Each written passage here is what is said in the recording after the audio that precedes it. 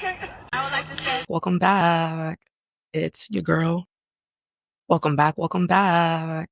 It's your girl, Knotty. And welcome back to my corner of the internet, of course. Back with another one. Okay. Second YouTube video, the strong and whatnot. And out here just trying to, again, voice my thoughts and my opinions and shit with the masses and whatnot. If you feel that, then give me a little sparkle up in the comments or a like or subscribe, right? But despite the title, today I actually want to talk about how, even though mainstream forms of love may come off and seem overrated, love is by far one of the most powerful and resourceful and replenishing and recharging forces on this earth that actually does not have a price on it.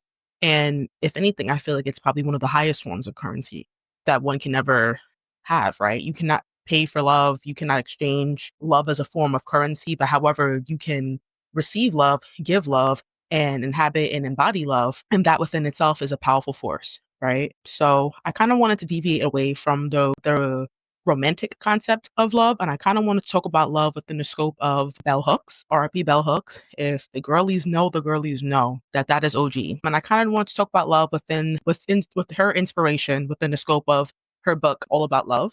And I really wanted to focus on the 6 key concepts that she discussed when it came to love, right? That yes, of course, the first key concept that she touches on is romantic love, right? Because that's the type of love that unites people together and brings families and life forces and generations and cycles together realistically, right? If you want to look at it within that wide of a scope.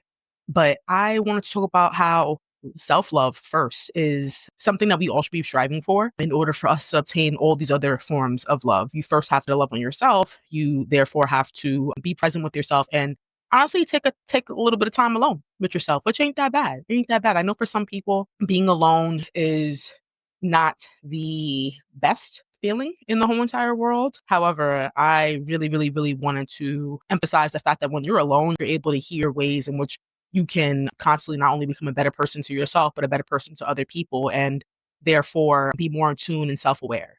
Right. So first and foremost, I feel like the most important concept when it comes to love is being able to love on yourself, especially in a society that tells you to do otherwise, or to love materialistic things, or to love on other individuals, or to love things or objects instead of yourself. I feel like that's the most important thing ever, really. So self-love, right? You have romantic love, self-love. I really want to also discuss, that first love that you had when, are a child, and really the loveliness of being a child.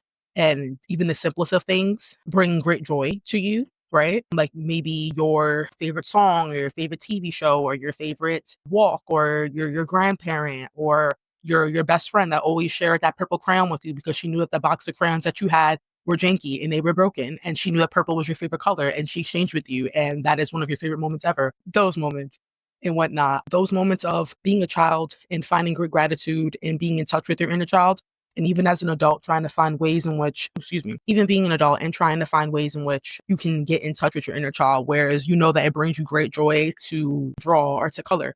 Pick up a crayon, pick up a pencil, pick up a pastel, pick up a paint, pick up a Apple pencil, if you will, and draw. Express yourself and get in touch with your inner child, because when you're getting in touch with your inner child, you're also really getting in touch with yourself, and you're getting in touch with things that bring you great joy. And it kind of brings a full circle moment of gratitude and appreciation and admiration, really, for the things that you enjoy, right?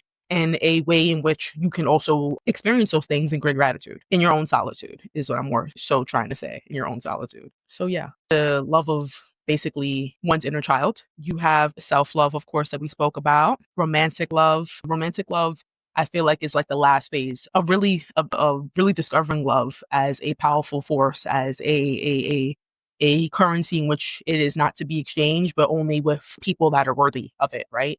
Worthy of that exchange. And I feel like that's really the last phase of love. The first phase of love is definitely the inner child in you that you try to get in touch with.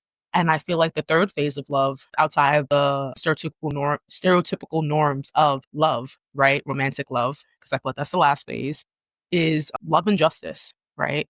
Love and justice with your community, with your sense of values and morals and balance. And I love how Bell Hooks actually brought it up, where she was talking about how justice and love really, and I'm going to get a quote right now, really disconnects to the broader concepts of social issues, arguing that love should be a driving force for social justice and equality, right? Love for thy neighbor, right? when you actually care about other individuals outside of you and you care about what's going on in your state, then it forces you to do small little justice-based things, right? That may seem small to you, but are really, really big to the next individual, such as seeing a homeless person out on the street and showing them some love and gratitude by maybe giving them some spare change that you have for your quarter, right? I'm a city girl, so there's a lot of homelessness, unfortunately, going on in a major city that I currently live in right now. But maybe you know that there is a coat drive going on in your neighborhood, and you donating one of your old coats that you know that you're not going to wear anymore. You going to a neighborhood book drive and maybe giving away some books for children, so that way they have access to it, right? Love and justice, small, minuscule things like that, or even big things, such as you going to your local legislation and trying to put in place rules or regulations or pass a law that can really help in a positive, impactful way change the community around you, whether it comes to starting a compost in your neighborhood so that way individuals are able to have their own sense of have a community garden, or even as simple as us finding ethical ways in order to get rid of our waste, right? We have things such as where we can discuss there being maybe a clinic in your neighborhood where women are able to have more access to health and equality when it comes to them and their children and their reproductive organs.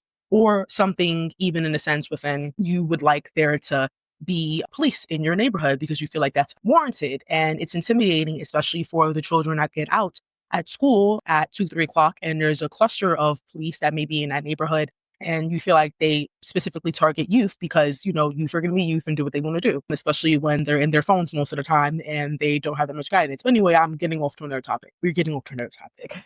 But yes, love and justice. And I would say last is love with your creator, whoever your creator is, right? My creator is God himself, Jesus Christ, but the creator in which you speak to and you praise and you idolize and you put up on a pedestal, love with your creator is like having love for humanity, really, and love for all things that are honestly alive and well or even unwell around you. And when you have love for your creator, spiritual love, right? You're able to really touch on and specifically going back to bell hooks. I love the way that she had quoted it. And I felt like this is such a beautiful way for individuals to, going back to the first point of like having love for, I feel like this is such a beautiful way. The book touches really on the spiritual dimensions of love, exploring how love connects individuals even on a deeper level and can lead to personal growth and transformation, right? I feel like to have love for all around you and to really be in gratitude. I feel like that is like probably one of the utmost powerful forces of love outside of romantic love and love for yourself, love for your creator, spiritual love, because I feel like when God got me, ain't nobody could stop me. Okay, I feel very, very grounded. I feel very, very in tune with myself. And most importantly, I feel like I can share that love with other individuals because I know that God's love is unlimited, and therefore the love that I can give other individuals is unlimited, and I'm never feeling like I'm pouring from an empty cup, right? So yeah, that's just my little word on all the other ways in which that individuals can show love, express love, or really channel into their love outside of the mainstream concept of romantic love. There are other ways in which you could feel this powerful force without having to go for it in a stereotypical way. So yeah, I hope that helps somebody. I hope that you guys are able to get more in depth into these 6 concepts of love by reading and picking up Bell Hooks All About Love. It is one of her last few books that she actually left on this world. And I feel like more importantly, especially with the political climate that we're all going in, this is something that I feel like would really provide peace and balance to people. Yeah. So if you want to comment down below and let me know on different ways that you love on yourself or you express love or you show love, and it is not only a way in which that you give it away, but it's being exchanged on an equal plateau, then yeah, please share down below and whatnot. Thank you for watching my video. I appreciate y'all. I hope you guys have a blessed and beautiful and bright and productive and chill, if anything, day. Yeah, have a good one.